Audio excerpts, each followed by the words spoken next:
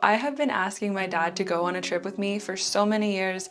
You know, I'm an avid traveler. I've always wanted to just take him on an experience with me, but he has always said no.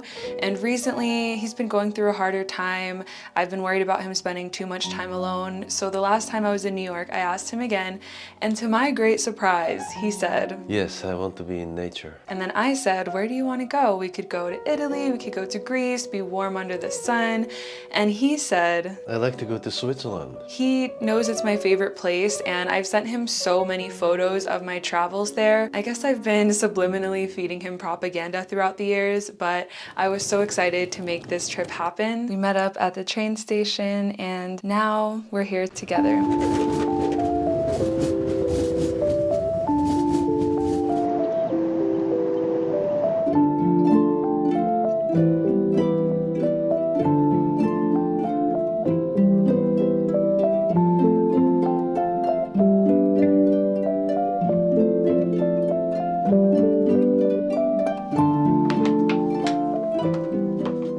I have this innate desire to love my family members in ways that they've never received. I think it's because the love I've received outside of my family unit has completely transformed my life, and I see an opportunity to be a conduit for healing in the lives of my parents specifically. They're both immigrants, and it's that classic story of coming to America. My dad learned English while working in a soup kitchen as a dishwasher. I have a plan of things that I want to do with him on this trip. Along with my tenacity for life, I seem to have an innate desire to wear the most inappropriate clothing for the situation at hand. Today I will be exemplifying this by wearing a frilly dress on trail. I just can't help it. I want to look frilly today, you know what I mean? This is me showing more of my personality online. You asked for it, here it is. Let's go. I have a million different accents.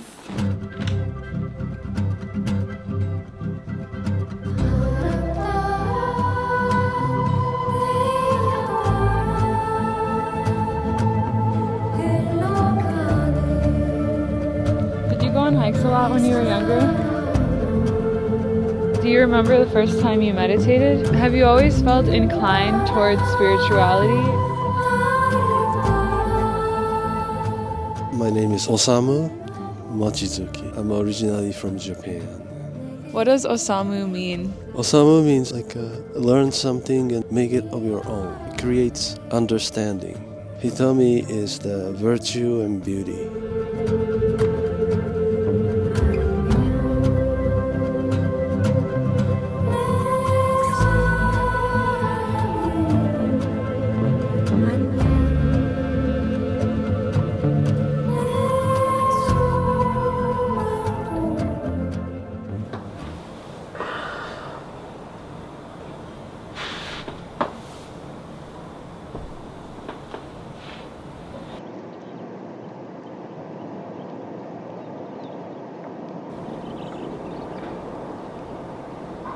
Good morning. It's the next day, and we're going on another adventure. I wanted to share some of the things that have helped me navigate familial relationships with a lot more ease, since it's so easy to get triggered around family. But I love inviting activities, having a prompt. I am always parallel playing with my family, and it really just takes the pressure off of the relationship and allows us to just have an experience side by side, especially if your family members are shy, you have something to talk about. And also, I have completely released all expectations of my family to be absolutely any type of way with me. I'm just curious about how our relationship can work, and I have the capacity to do that. Not everyone does, but it's really helpful to know where your relationship thrives. What can you get out of the relationship when you don't have expectations? You know, are they good listeners? Is there a single way they inspire you in your life? Find the silver lining. Focus your energy there versus on what's not working out.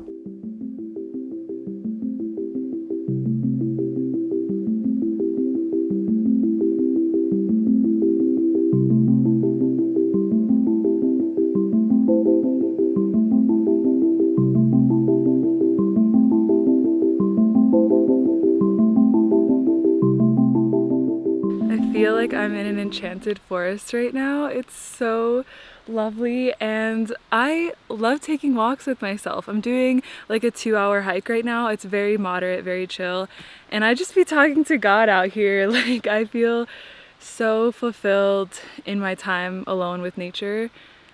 It completely cleanses me. I mean, I've been feeling every range of emotions the past few days, heavy in certain moments just because of my own internal dialogue. And yesterday I had a little bit of a breakthrough with my dad where I just asked him, like, are you having fun with me? I can't always really tell how you feel because you don't communicate it to me and you're not very affectionate. I didn't mean it to come out the way that it did, but I told him that I respond really well to physical affection, to any words of affirmation, and I just honestly did not know how he felt because he doesn't show any emotion really, and that's fine. I understand that's like growing up in traditional Japanese culture and in the hellhole of this patriarchy. Men cannot express their emotions, but I'm sensy and I was crying already at this point, and he apologized and said like he's having so much fun and he's so grateful, but he's just feeling really depressed. I guess because I wasn't raised with a really close relationship with my dad, every time I get a cue that maybe he's not enjoying himself or isn't wanting to engage with me or get to know me more, I take it a little bit more personally because I'm like, do you even love me? It goes that far. But I know that he does, and he has shown me that in so many ways, but it's just not the ways that I'm used to. Look how gorgeous this is. Held out his hand to me.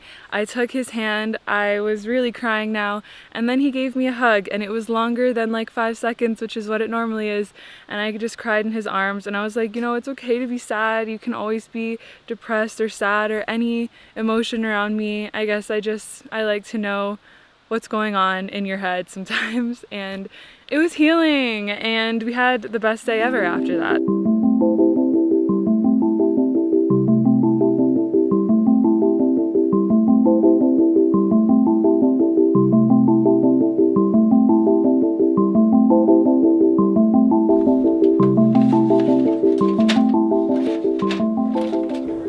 Is there anything you wish I did more or less, or like, do you wish I called you more? No, I don't think so. I think if you're happy, I'm happy. I feel that way, the same way that my parents told me. Well, that's something I've always appreciated about you, that you never put pressure on me to have to be a certain way. You never make me feel guilty for not doing more. I have discovered the most perfect reading nook. I'm actually sitting on my desk right now, and I'm starting a new series. Everything about this moment feels so perfect, and it is so divine, but I'm starting Lilith's Brood by Octavia Butler, and I'm reading it with my friend, which is a really fun way to keep in touch with someone. All of my relationships are long distance, so it's really nice to have a little prompt and something that we can experience together even though we're not in the physical. And I love a good reading backdrop because I feel like whatever season you're in, it infiltrates your reading experience, and fall is my favorite season. I feel so alive in these mountains, really any mountains.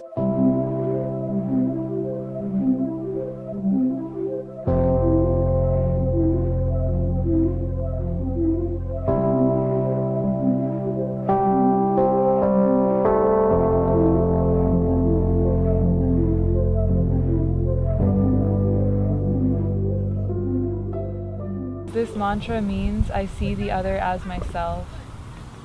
Hum hum brahm hum, hum brahm hum, hum brahm hum, hum brahm hum, hum brahm hum, hum brahm hum, hum brahm hum. And we bow to each other.